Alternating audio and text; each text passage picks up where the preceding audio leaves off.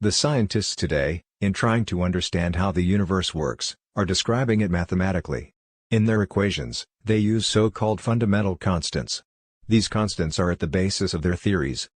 We've seen in a previous clip that there is evidence that two of the fundamental constants, c, the speed of light, and big G, the gravitational constant, fluctuated over time. Today, we'll have a quick look at h, the Hubble constant. Enjoy. Blah la land. You are guilty until proven innocent, even if you use other people's work for educational purposes, commentary and critique or satire. Therefore, we sometimes have to resort to artificial solutions, like avatars and voiceovers to overcome this. Let's see if it works. Here, I will quote or paraphrase Professor Mike Merrifield from the University of Nottingham, talking about the Hubble constant. There was a group of astronomers who all thought it was 50. A group of astronomers who all thought it was around 100. Ever since Edwin Hubble discovered that the universe is expanding, there has been a great debate about the speed of this expansion, also called the Hubble constant. In 2000, scientists thought they had reached a consensus with the Hubble constant at around 72. But since then, two methods of calculating the expansion rate have grown farther apart. Some scientists think it's too big of a difference to just be a statistical fluke. To calculate the Hubble constant, we need both a velocity and a distance. Velocities are easy. It requires the measuring of the redshift of a receding galaxy.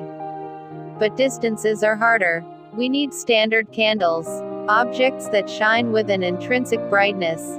That way, its observed brightness can be converted to a distance. The first method to calculate the distance originated with Hubble himself. He started by measuring the distance to nearby objects and working his way out. Hence the name, the cosmic distance ladder. Linking all these measurements, a recent study pinned the constant at 73. Instead of starting within our galaxy and looking out, the second method looks back in time to almost the beginning of the universe. Recent estimates are at about 68, significantly lower than the cosmic distance ladder's approach. Both camps hope to resolve this debate in the coming years, with the help of new telescopes and instruments. But if the discrepancy in the Hubble constant remains, it could mean that our understanding of the expansion of the universe is missing an ingredient. There was a big argument running for decades. And these two camps were at war with one another, coming up with more evidence to support their argument and to trash the other's ideas. Quantity, the Hubble constant, is really a measure of how quickly the universe is getting bigger. The equation is that v, the velocity that things are running away from you at, is h, the Hubble constant, times d, the distance away. And is just a number. And it's unfortunate that astronomers are measuring it in really strange units. When usually measuring velocities of galaxies, the unit we use is kilometers per second. Distance to galaxies are typically measured in megaparsecs, millions of parsecs.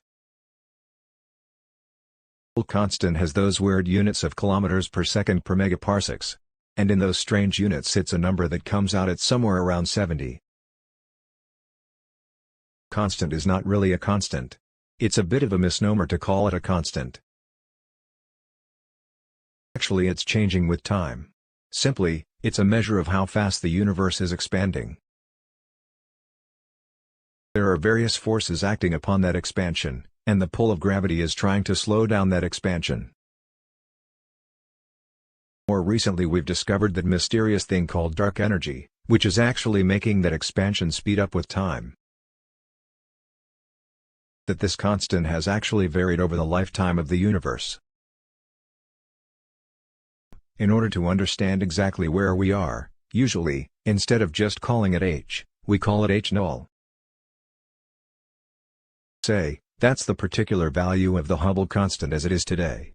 It's only within the last 5 years that we've really measured it. Measure the Hubble constant as it was in the past, or how it's going to be in the future, it's something that we're really struggling to do. Probably one of the next great things in astronomy at least in cosmology, in understanding how the universe works on a big scale. How this constant is evolving with time. Value is pretty well tied down. Official sanction value. Different people use different values.